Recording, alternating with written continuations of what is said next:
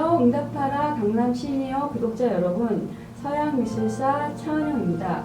오늘은 행복을 그리는 화가 이야기로 미술사를 전개해 보려고 합니다. 선생님들 너무나 잘 알다시피 행복한 순간이 언제 있었을까요? 행복. 각자 개인마다 다르긴 하겠지만 일반적으로 행복을 생각할 때 제가 보면요, 그냥 가족들과 맛있는 거 먹는 것, 그리고 여행을 떠나는 것, 아니면 친구들과 놀이터에 갔던 일, 아니면 남자친구와 여자친구, 애인과 함께 즐거운 곳에서 나누었던 이야기들, 다양한 것들이 있는데요. 이런 행복을 주제로 예술가들은 어떠한 자신의 스타일로 작품을 그려내고 있는지가 굉장히 궁금하실 거예요. 근데 오늘 보여드릴 작가들은 클로드 모네, 오기스트 르누아르, 조르주 셰라, 마르크 샤갈, 특히 현대를 살고 있는 에바 알머슨의 작품에 대해서 이야기를 나눠보려고 하는데요. 선생님들 행복, 가족, 홈, 일상이라는 주제를 바탕으로 해서 서양 미술사에서 예술적 표현과 가치를 어떠한 방식으로 나타내는지를 오늘 다시 함께 느껴보시면서 나의 행복한 순간들을 조망해 보셨으면 좋겠습니다. 제가 오늘 행복이라는 이야기에서 가장 중점을 두고 싶은 건 사실은 에바 알머슨입니다. 그래서 클로드 모네나 이런 것들은 작품만을 보고서 넘어가기를 좀 바랄게요. 왜냐면 내용이 너무 많아서. 그래서 클로드 모네 풀바디의 식사 같은 경우 말하자면 그 당시에 부르주아나 시민 계급들이 공원이라는 시스템 안에서 그들이 즐겨했던 것들이 무엇이냐면 같이 함께 밥을 먹고 놀이를 하면서 뱃놀이라든가 야외에서 캉캉을 춘다든가 아니면 정원에서 여인들과 같이 밀담을 나누는 이런 작품들이 클로드 모네, 아니면 자신의 아이와 함께 단촐하게 식당에서 식사를 하고 있는 어떤 이런 모습들이 주를 이룬다고 보시면 됩니다. 피에르 오기스트 르누아르 같은 경우도 프랑스 인상파가의 한 그룹이긴 하지만 이 피에르 오기스트에서 가장 중요한 건 뭐냐면 인상주의 화파들은 바로 빛을 색으로 전환해서 빠른 빛을 통해서 어떻게 빛이라는 속도감을 화면 안에 구현할까를 얘기를 했다면, 피에르 오기스트는 색조도 중요하지만 인체가 갖고 있었던 명확한 포럼을 화면에 어떠한 방식으로 구현할까를 더 집중해서 연구했기 때문에 고전주의 방식과 인상주의의 방식의 특징들을 가지고 원색 대비를 통해서 색채 표현을 풍부하게 찾아갔던 작가라고 보시면 됩니다. 그렇기 때문에 르누아르는 가장 유명한 작품이 물랑드 라 갈레트의 무도회예요. 이때의 이러한 무도회들이 파리의 근교나 파리 지역 안에서 일반 시민들이 공원에서 음악을 연주하고 파티를 열면서 무도회의 장면들이 그 당시에 어떠한 하나의 부르주아나 시민계급의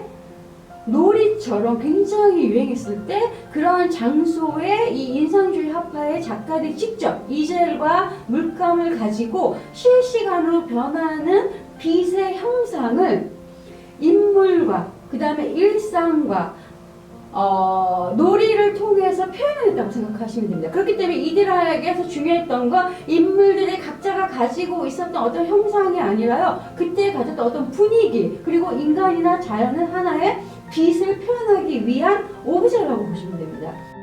선상 파티의 점심이라든가 그네를 타고 있는 모습이라든가 우산이라든가 피아노 치는 두 소녀라든가 이렇게 일상적인 어떤 하나의 주제를 극렬하게 표현을 하면서 행복, 그다음 집, 가족, 애정, 어떤 그러한 테마들이 굉장히 중요하게 작용을 했던 게 인상주의 화풍에서 가장 중요한 것 중 하나라고 보시면 됩니다.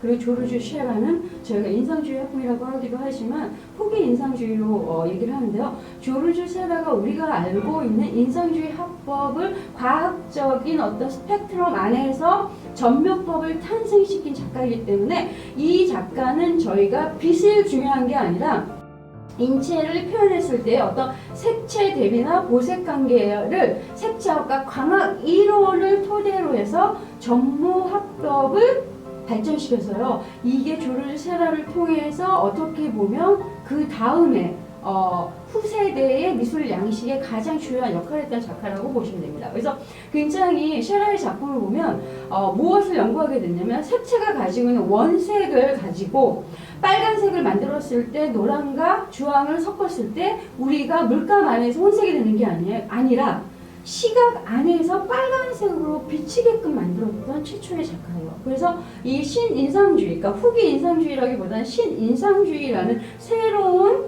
패턴의 장르를 만들어냈던 작가인데, 우리가 셰라의 작품 중에 아스니에르 강에서의 물놀이하는 사람들이라든가 너무나 유명한 그란자크 섬의 일요일, 그러니까 하나를 인체를 말하자면 자연을 과학적인 스펙트럼 안에서 색채와 강압적인 이론을 가지고 표현한 작가라고 보시면 되고요. 화장하는 젊은 여인, 서커스, 다양한 작품이 있습니다. 그 다음에 이제 마르크 샤갈이 있는데요. 마르크 샤갈도 너무나 잘 알고 계셔가지고, 그래서 러시아계 뮤텐이면서 프랑스에서 활동했던 마르크 샤갈은 자신의 러시아에서 느꼈던 말하자면 상상 속의 이야기들을 어떻게 보면 인상주의 학풍이라 보면 자신의 몽환적인 화려한 색채들을 가지고 동화적인 그림을 그렸던 작가라고 보시면 될 것 같고요.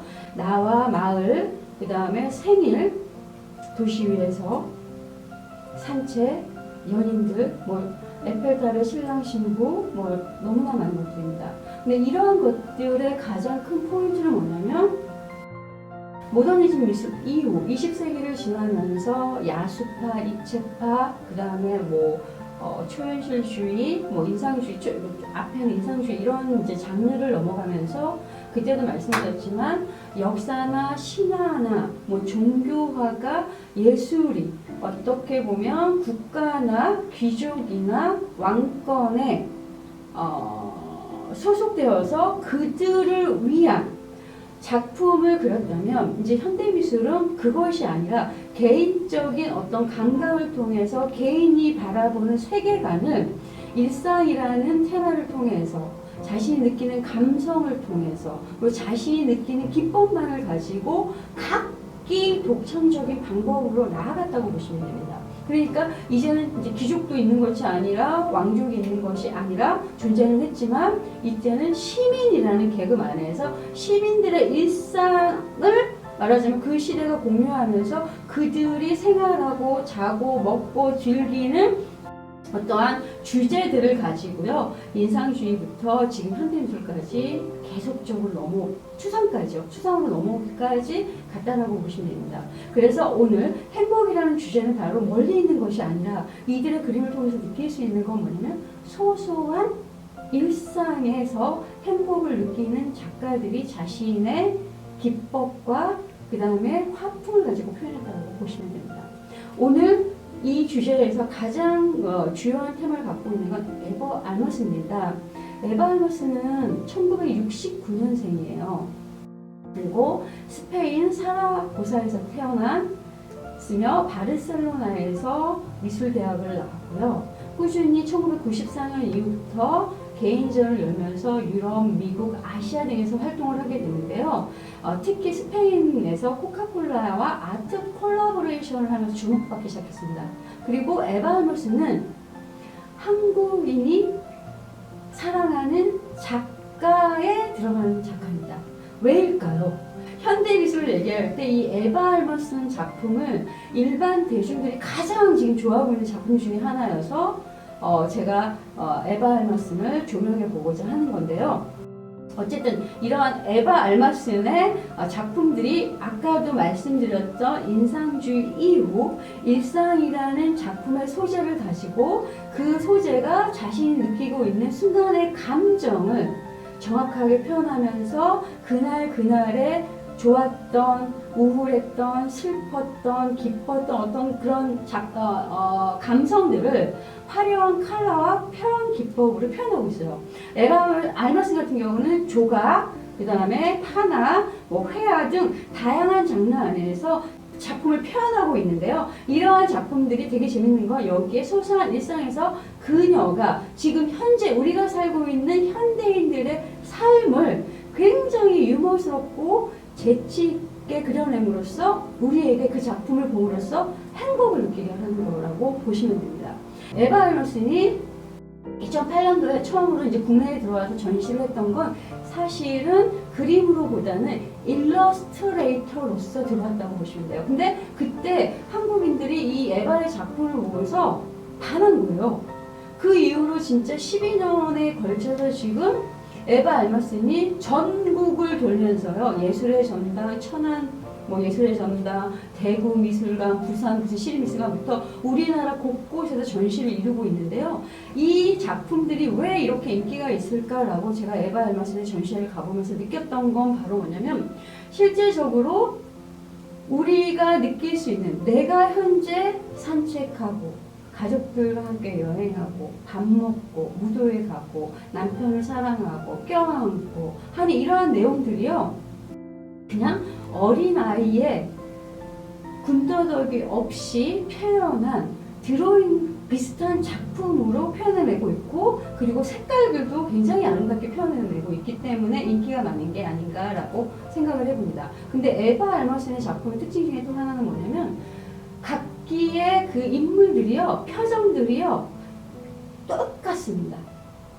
근데 이 그 인물들은 바로 누구를 나타내는 거냐면, 바로 에바 알마슨이면서 에바 알마슨의 동생일 수도 있고 남편, 그리고 두 자녀뿐만이 아니라 자신의 친구예요. 근데 에바 알마슨이 우리가 이제 회화에서 초상화라든가 뭐 이런 신화나 역사를 통해서 보여준 아까 작품들을 보면 가장 주요한 특징이 뭐냐면, 사람에서 가장 중요한 게 얼굴이잖아요. 얼굴들을 각기 다 다르게 그리거나 그 각기 다른 특징들을 뽑아내는데, 에바는 자신의 모습이나 동생의 모습이나 남편의 모습이나 똑같거든요, 인물들이. 왜일까 하고 에바 알마슨에게 어떤 분들이 질문했을 때 에바 알마슨은 하는 얘기는 뭐냐면, 우리가 작품을 대할 때 사람들은 작품 주변을 보질 않는데요. 주변이 아니라 그냥 그 사람의 인물을 중심으로 해서 그 사람의 표정은 어떨까? 그 사람이 갖고 있는 어떤 피부색은 어떨까? 그 사람들이 갖고 있는 어떤 색깔들은 어떨까? 이런 것들을 봤을 때 자기가 원하는 건 그 인물들의 중점이 아닌 그 인물 주변 밖의 현상들, 우리가 모르고 스쳐 지나가는 일상에서 느낀 어떤 소소한 행복들은 바로 내 자신이기도 하지만 내 주변에서도 있을 수 있다는 거죠. 그런 것들 표현하기 위해서 에바 알마슨이 갖고 있는 인물들이 그러한 특징을 갖고 있다고 보시면 됩니다. 에바 알마슨 2018년도에 예술의 전당에서 전시했을 때 이제 작품들을 제가 많이 가지고 나와봤는데요. 꽃이 가득한, 이 꽃이 가득한 작품 같은 경우는 굉장히 재밌고 아름다운데요. 예술의 전당에서 제가 2018년도에 전시를 갔을 때 에바 알마슨이 들어가는 입구에 이 커다란 작품을 여기다가 전시해달라고 얘기를 했다라고 합니다.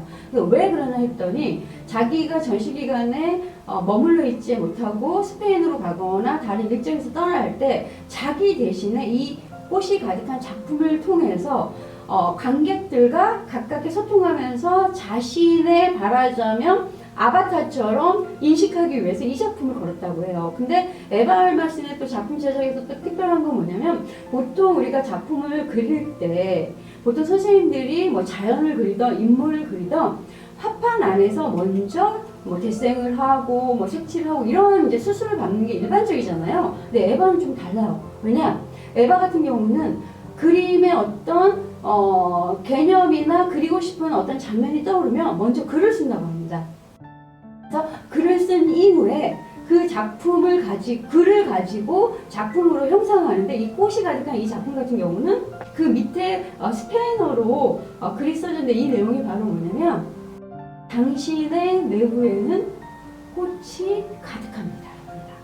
그래서 우리가 어떻게 보면 자신을 가장 잘 알고 있으면서도 자신을 가장 모를 수 있는 것 같아요. 내가 얼마나 사랑스러운 사람인지, 그리고 내가 가지고 있는 재능이 얼마나 많은지, 내가 얼마나 위대한 일을 할 수 있는지를 모르는데, 그 내부에는 이 아름다운 꽃처럼 내가 아름다운 사람일 때 느꼈었던 감정을, 머리가 꽃으로 찬란하게 꾸며져 있고요, 옷도 꽃으로 막 찬란하게 꾸며져 있어가지고요, 이 작품이 제가 개인적으로 좋아하는 작품이기도 하지만 굉장히 아름답습니다. 그래서 하여튼 이러한 내용들을 담고 있다라고 보시면 되고, 에바 알마슨 같은 경우는 한국을 보통 한 1년에 4-5번을 오갈 정도로 한국에서 인기가 있는 작가이기도 한데, 사실은 에바 같은 경우는 그림을 그리게 된 주요한 계기가 있었대요. 사실 에바 알머슨 자체가 69년생이기도 하고 50대를 넘어간 엄마이면서도 이제 가족을 꾸미고 있고 뭐 이렇긴 한데요. 에바 알머슨이 어렸을 때는 굉장히 내성적이고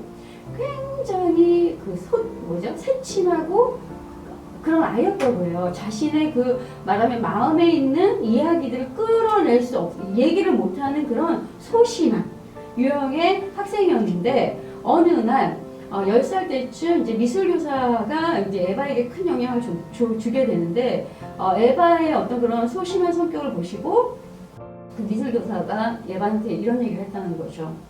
사람이 자신을 표현하는 방법은 각양각색하잖아요. 어떤 사람은 말로, 어떤 사람은 춤으로, 어떤 사람은 문화로. 근데 에바한테 뭐라 그러냐면 종이 한 장을 주면서 그 종이 위에다가 너의 마음을 한번 그림으로 표현해봐라. 그렇게 되면 너가 그 그림을 통해서 너를 알아갈 수 있다는 이런 걸 제시를 했다는 거죠. 그 이후에 에바 알머슨은 하얀 종이에다 자신을 표현하기 시작하면서 이제는 진짜 에바 알머슨 같은 경우 제가 실제적으로 만났던 작가 중에 하나인데 굉장히 활달해요. 지금 현재로서는 활달하고 자신의 표현도 잘하고 굉장히 정도 많고, 왜냐면 스페인의 기질을 좀 갖고 있는 작가라고 저는 보는데요. 굉장히 가족적이고 이렇거든요. 그래서 에바 알머슨 같은 경우는 지금은 소심했던 어린 시절을 극복하고 굉장히 활달한 작가로서 활동하고 있고요. 그 에바 알머슨이 즐겨하는 건 이제 저녁 식사라든가 가족이 정원에 모여서 이제 저녁 식사를 하는 풍경이라든가